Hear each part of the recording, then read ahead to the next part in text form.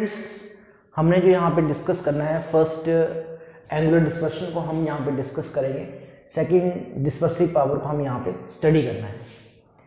तो जब हमने डिस्पर्शन को स्टडी किया था कि when white light pass through a prism, जब भी व्हाइट लाइट प्रिज्म से पास होगी तो this white light split into constituent colours और 7 colours and there is a formation of spectrum.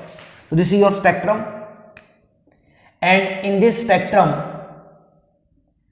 there are 7 colors, clear, and the two extreme colors are violet and red. The angular separation between two extreme color in the spectrum, that angular separation is angular dispersion. So what is the angular dispersion? The angular separation between the two extreme colors. The angular separation between two extreme colors. Angular separation between two extreme colors in the spectrum. Clear? And your extreme colors are violet and red.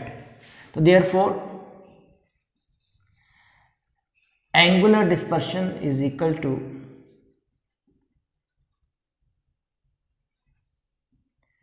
delta V minus delta R, because here angle of deviation of violet color greater than angle of deviation of red color. So what is the value of delta V minus delta R? So here this is your delta V, this is your delta V, and this value is your delta R. Then delta V minus delta R, this is your delta V minus delta R, and this is the angular separation. So here angular separation is delta V minus delta R, and delta is equal to angular deviation is equal to mu minus 1 into A. For violet color के लिए angular deviation जो रहेगा, तो violet color के जो refractive index है वो -1, A is the diffractive angle of prism. For red color के लिए हमारे पास क्या आएगा, refractive index for red color -1 into angle of prism. तो ये वैल्यू अगर हम यहाँ पे पुट करें, then angular dispersion is equal to mu V minus 1 into A minus mu R minus 1 into A. A यहाँ पे कॉमन है, A जो है हमारे पास वो कॉमन है, mu V minus 1 minus mu R, minus और माइनस मेरे पास क्या हो जाएगा प्लस, और ये दोनों टर्म्स मेरे पास कट जाएंगी, तो यहाँ पे जो रिजल्ट मेरे पास आएगा mu V minus mu R into A. तो this is your angular dispersion, this is your angular dispersion. And from this यहाँ से हमें क्या क्लियर हो रहा है कि जो आपका एंगुलर डिस्पर्शन है वो दो फैक्टर्स पे डिपेंड कर रहा है. फर्स्ट मटेरियल पे डिपेंड कर रहा है, material of prism that is refractive index पे डिपेंड करेगा, रिफ्रैक्टिव इंडेक्स पे डिपेंड करेगा.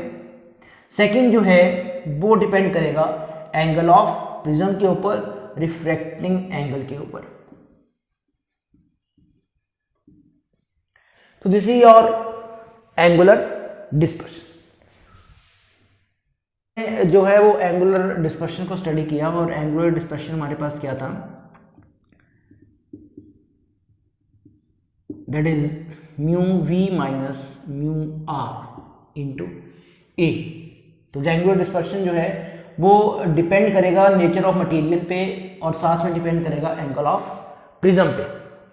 नेक्स्ट जो है वो डिस्पर्सिव पावर को हमने स्टडी करना है कि what is the dispersive power. Dispersive power is the ability of the prism to cause dispersion. dispersive power is the ability of the prism material to cause dispersion,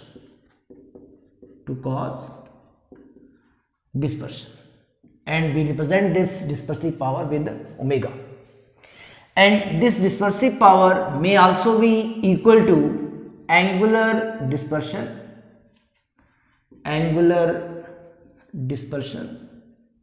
upon mean deviation,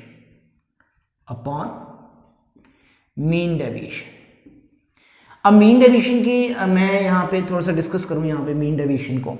तो mean deviation मेरे पास क्या है, mean deviation जो है वो angle of deviation जो है वो μ-1 इंटू ए, और ये जो एंगल ऑफ डेविएशन है वो किस कलर के लिए लेते हैं हम, येलो कलर के लिए। क्यों कि येलो कलर को हम जो है वो मीन लाइट कहते हैं।